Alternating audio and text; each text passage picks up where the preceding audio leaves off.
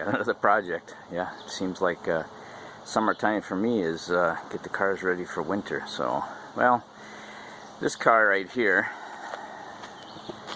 the Buick Park Avenue, has 250,000 miles, and it's time to replace the control arms. And so while I'm in there replacing control arms, I'm going to do the tie rod ends on the inner and the outer, and the stabilizer links. So join me today in replacing these parts. So here's the lower control arm. Comes with ball joint.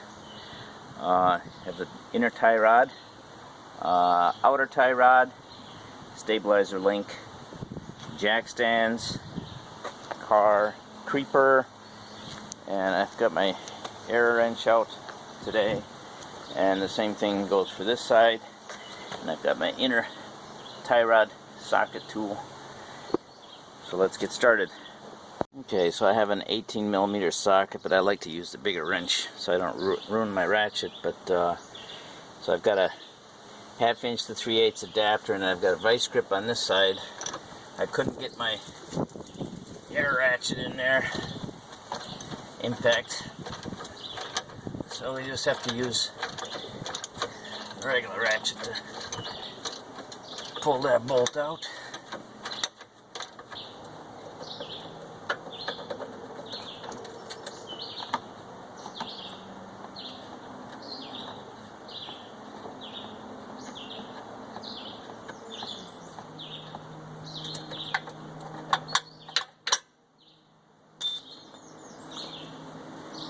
Bolt is out. That's the front one. There you can see the back one. Okay, so this one I couldn't use the deep well, so I had to get a shorter socket to get in there. Not much of a turning radius here.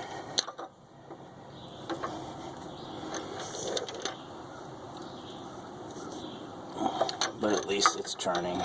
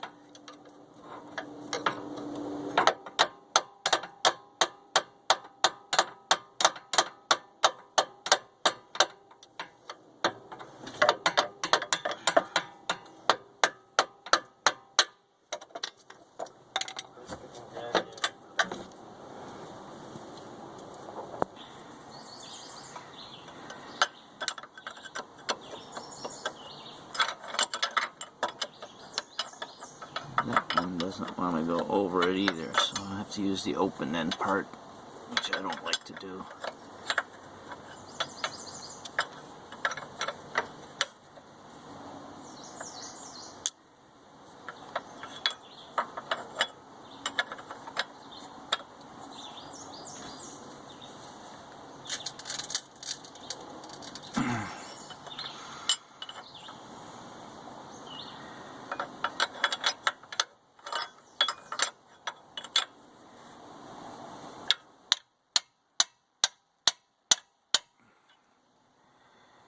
Alright, that's not going to work. Gotta get the other wrench.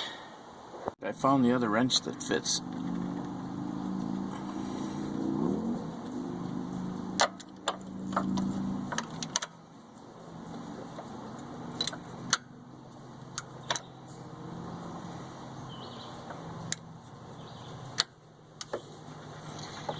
Ta-da! So I got it loose. Now I can use this one.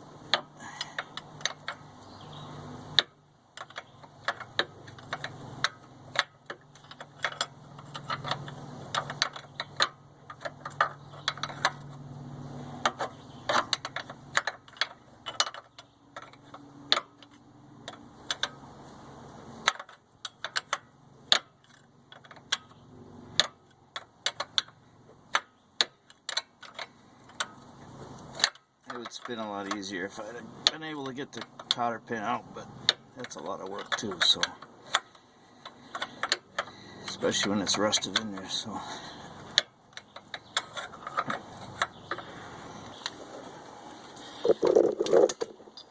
you can use a pickle fork, or you can use a hammer and tap it here.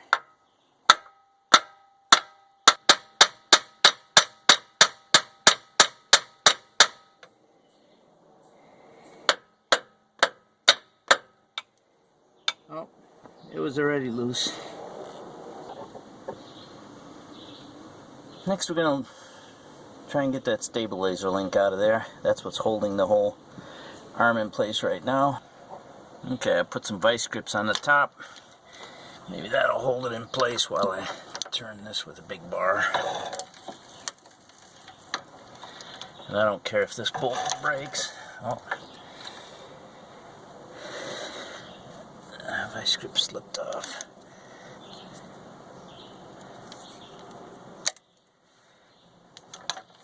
If this bolt breaks, that'd be the easy part, because then I don't have to unscrew it the whole way, because I have a replacement bolt for it.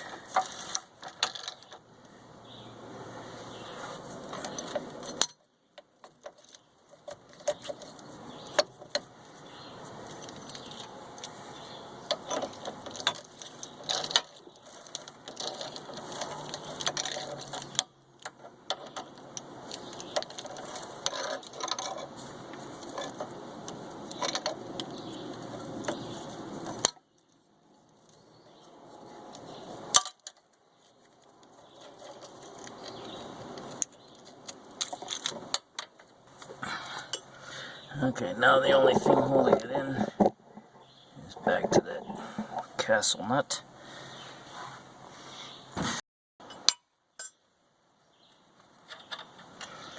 Okay, the castle nut's off.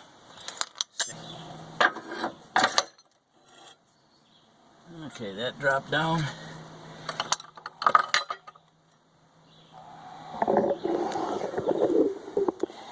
We have the old one out.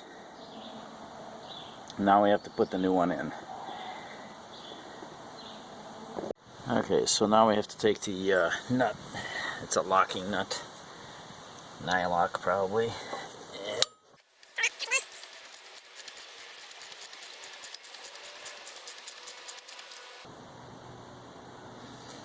Don't know that I'm actually turning anything.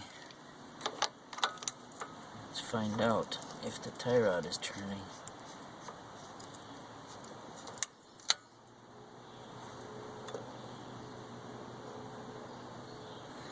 Okay, so here we have a situation where the tie rod itself, or the ball joint that goes through there, is spinning. So we have to put something on here to keep that from spinning while we turn the nut.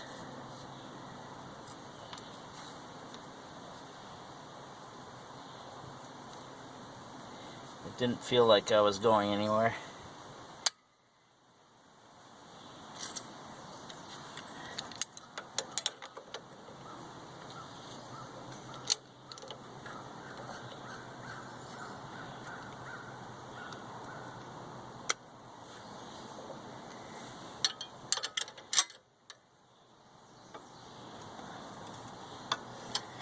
That spins easy enough. I just have to hold the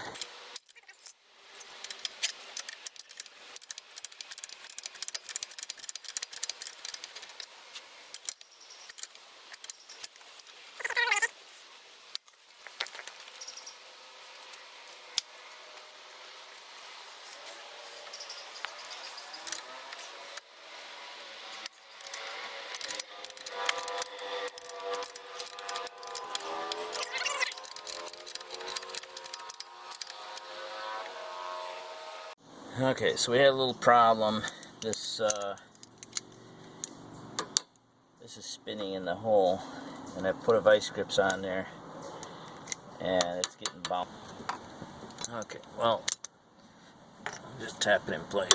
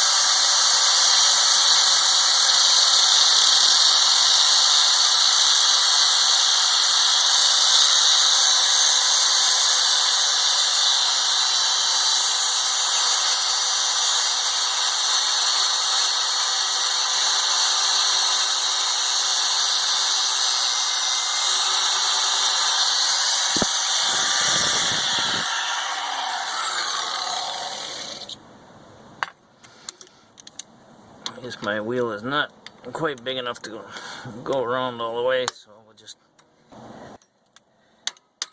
there we go. So that's off of there.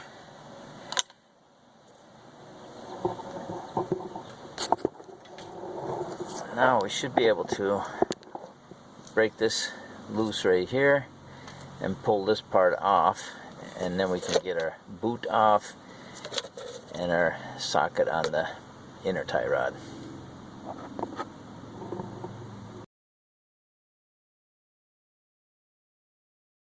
We're going to work on the tie rods. We have to pull the boot back there so that we can get our socket around the end of that. So we're going to pull this clip back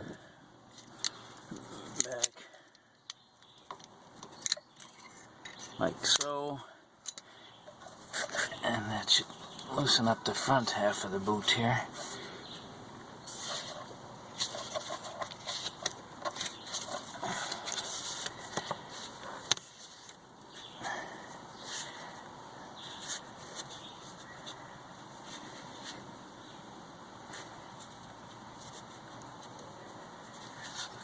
Okay, the back looks like it has a crimped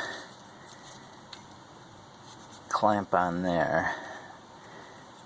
We'll have to crawl underneath there and see if we can pry that off of the tie rod.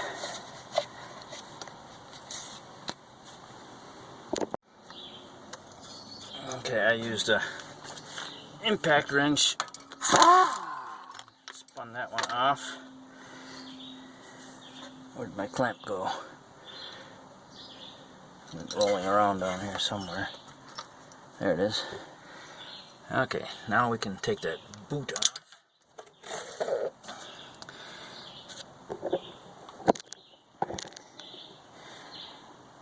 So this kind of clip was on here before, and I used a screwdriver and just pried that apart. So we're not going to be able to use that again, so we'll have to, I don't know if you can see that there. This clip will just have to get a hose clamp or something to clip that back around.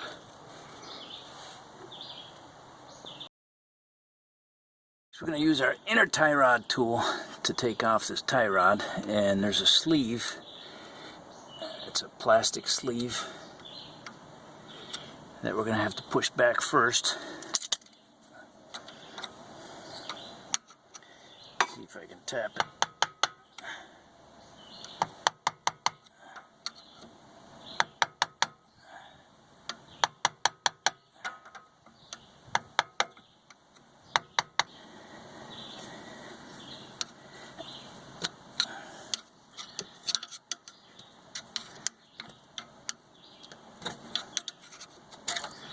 Okay, plastic sleeve is back, and now we take our crow foot.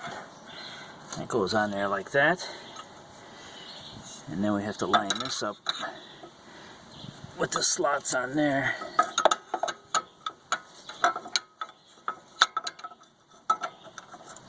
And then clamp that in. Okay, that's ready to go.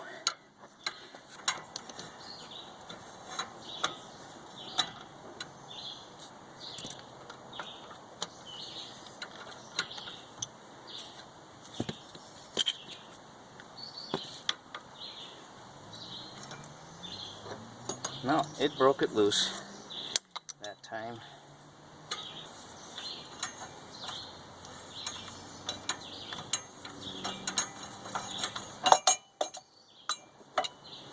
And there you have it, the inner tie rod is out. And we have our new one here in the bag.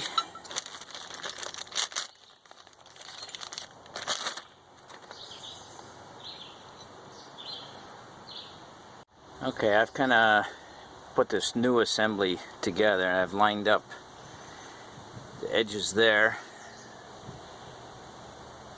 because that's what's going to go flush on the rack and pinion. Then I've lined these up, and that's a good starting point, and then I'll move this nut there into position so that I know where to put this. And then I'll take this back off again. And that way I'll have a good starting point for where the tie rod is supposed to be. So I can drive it to the alignment shop to get an alignment. Okay, now we spin the other new tie rod, inner tie rod on there.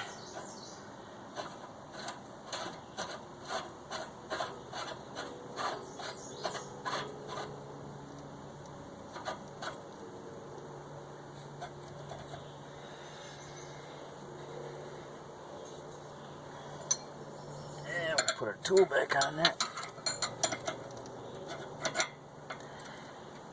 And that's a 1 7/16.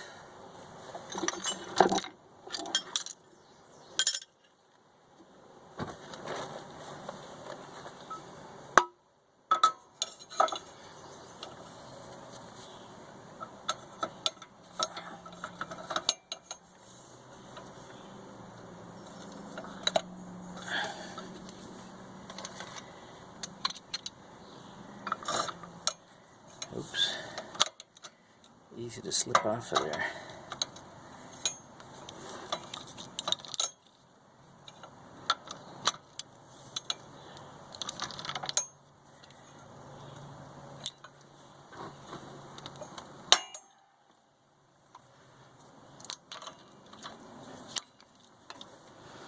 Since I couldn't reuse that clamp, it had broken, I decided to use a hose clamp on the end of that. So we'll stick that back on there with a hose clamp, and it goes all the way to the back to the rack and pinion assembly.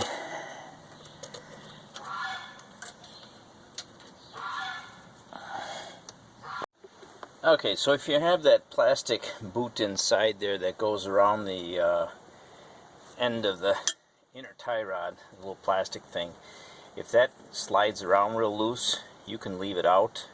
You just have to remember that you don't have the spacing between this and the rack and pinion. It's like a bushing that stops that, so don't run your steering all the way to the very end and slam it in there. Or you can put some tape around here and then put the boot back over it, or that plastic cover. Otherwise, just leave it out. So I got the boot back on. Let's see, turn that up a little bit there. I got the boot back on. I put a hose clamp on the back side and my spring clamp back on the front here.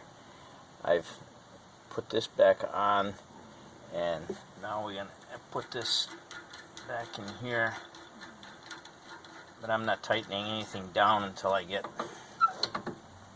my control arm back in. So we'll just put that in place for now. Nothing here is tight yet either. So now we got to get the control arm up in there.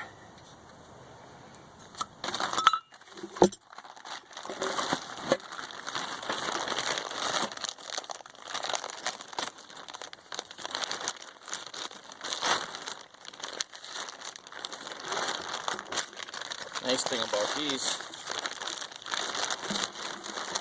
is it has the ball joint already riveted in there. You don't have to fight trying to get the old one out and bolting the new one in, so that's pretty nice like that. Okay, let's slide this back in to the slots in the back.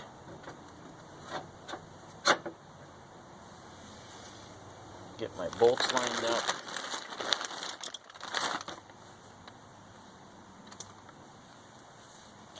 If I can find them here somewhere. I threw them off to the side because I was sitting on them and it hurt.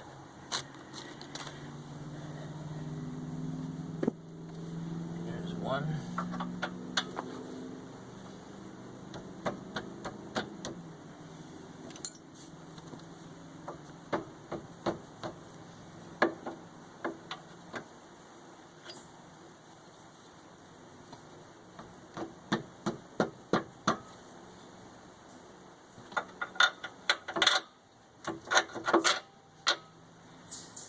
Okay, Okay, that one bolt is in there.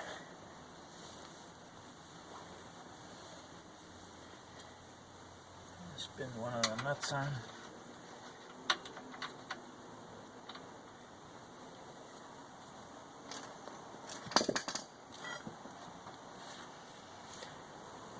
Can you guys tell me where my other bolt is?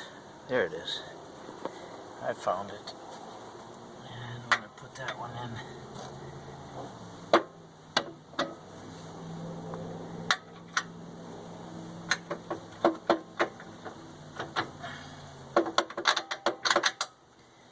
Okay, that slid right in there.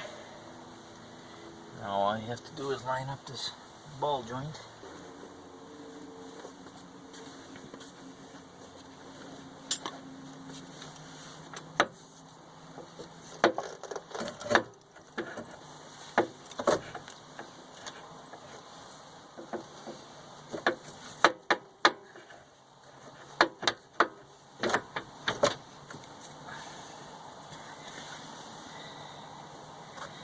That's a good start.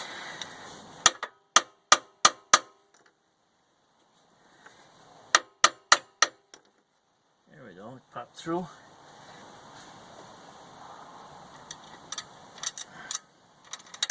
Oops, castle nut in there.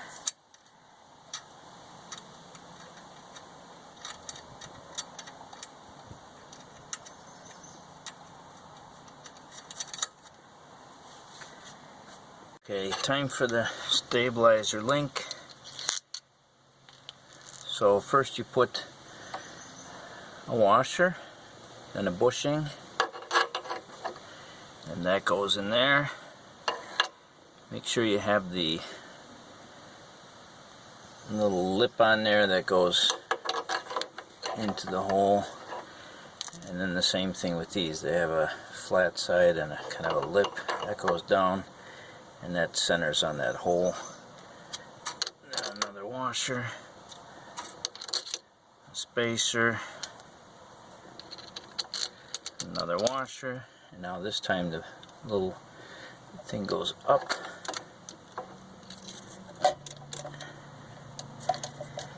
And then this one goes down,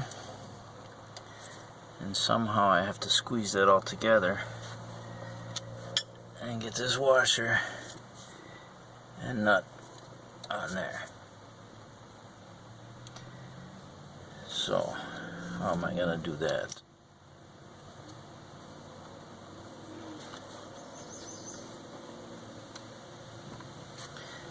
I think I might put the jack underneath it and jack it up a little bit.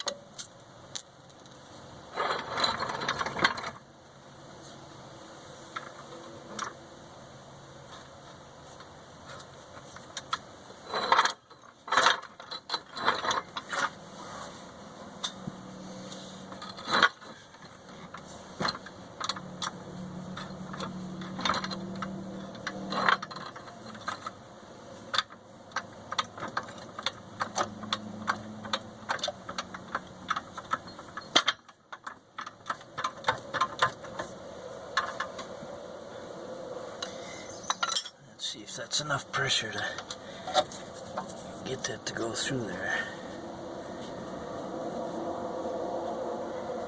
Not quite lined up yet.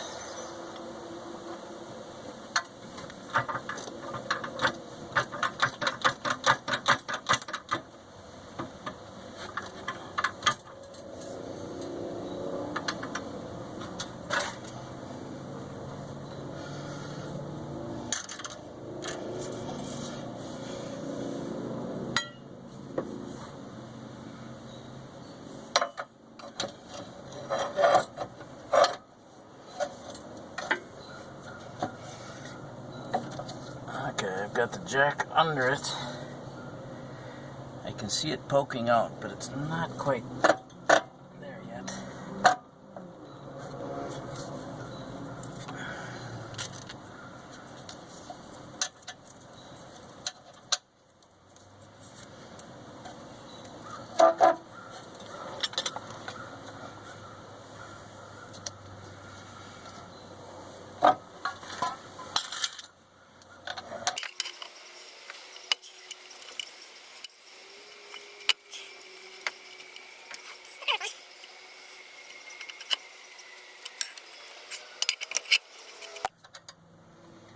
Okay, I got a little better angle there. As you can see, I've got enough to get the nut started there. That should take care of that. And then I have one side done.